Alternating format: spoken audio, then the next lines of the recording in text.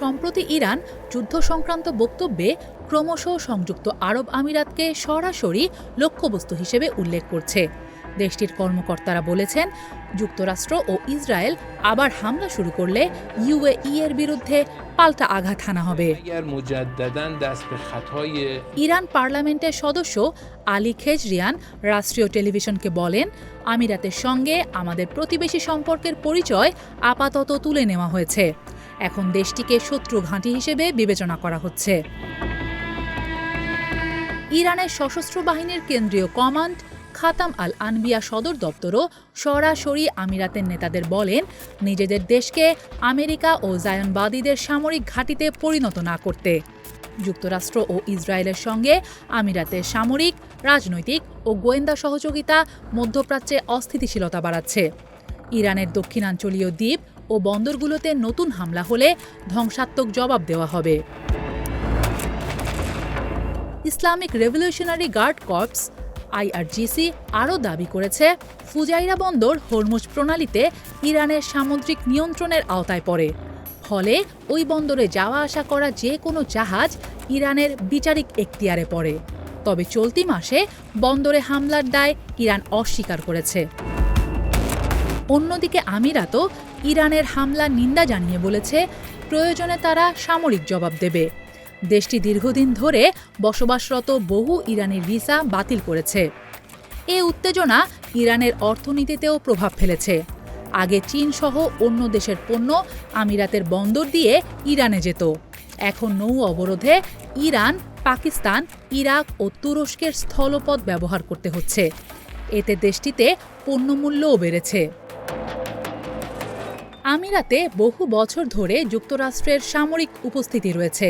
আবুধাবির কাছে আল ধাফরা বিমান ঘাঁটিতে হাজার হাজার মার্কিন সেনা, উন্নত রাডার ও গোয়েন্দা সরঞ্জাম মোতায়েন আছে। আইআরজিসির দাবি, যুদ্ধ চলাকালে এসব স্থাপনাকে লক্ষ্যবস্তু করা হয়েছে। 2022 সালে ইউএই, বাহরাইন ও মরক্কো আব্রাহাম অ্যাকর্ডস-এ স্বাক্ষর করে ইসরায়েলের সঙ্গে সম্পর্ক স্বাভাবিক করে। এরপর থেকে ইসরায়েল ও আমিরাতের মধ্যে সামরিক ও গোয়েন্দা সহযোগিতা বাড়ে। ইসরায়েলের অস্ত্র নির্মাতা প্রতিষ্ঠান এলবিট সিস্টেমস আমিরাতে একটি শাখাও খুলেছে। সংঘাত চলাকালে ইসরায়েল আমিরাতে তাদের আয়রন ডোম ক্ষেপণাস্ত্র প্রতিরক্ষা ব্যবস্থা পাঠিয়েছে। মার্কিন রাষ্ট্রদূত মাইক হাকাবি বলেছেন, আব্রাহাম অ্যাকর্ডস আমিরাত ও ইসরায়েলের মধ্যে দারুণ সম্পর্ক গড়ে তুলেছে।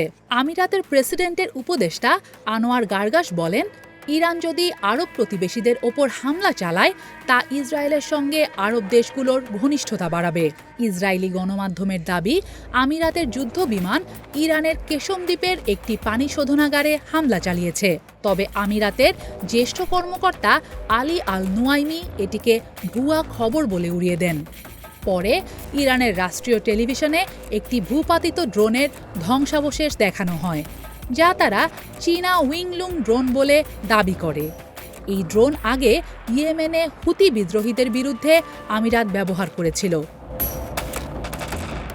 ইরানি গণমাধ্যমে অভিযোগ ওঠে, আমিরাত দক্ষিণ ইরানের তেল স্থাপনায় হামলায় জড়িত থাকতে পারে। রাষ্ট্রীয় টিভিতেও দেশটির বিরুদ্ধে ইঙ্গিতপূর্ণ মন্তব্য করা হয়।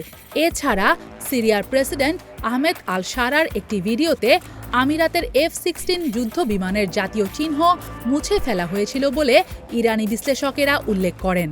তাদের মতে, এটি প্রমাণ করে যে আমিরাত গোপনে ইরানের বিরুদ্ধে বিমান ব্যবহার করেছে এবং তা শনাক্তের ঝুঁকি কমাতে চেয়েছে। প্রতিক্রিয়ায় ইরান মূলত আমিরাত, বাহরাইন, কুয়েত, কাতার ও সৌদি আরবের দিকে ক্ষেপণাস্ত্র ও ড্রোন হামলা চালায়। তবে তারা ইসরায়েলকে লক্ষ্য করেনি।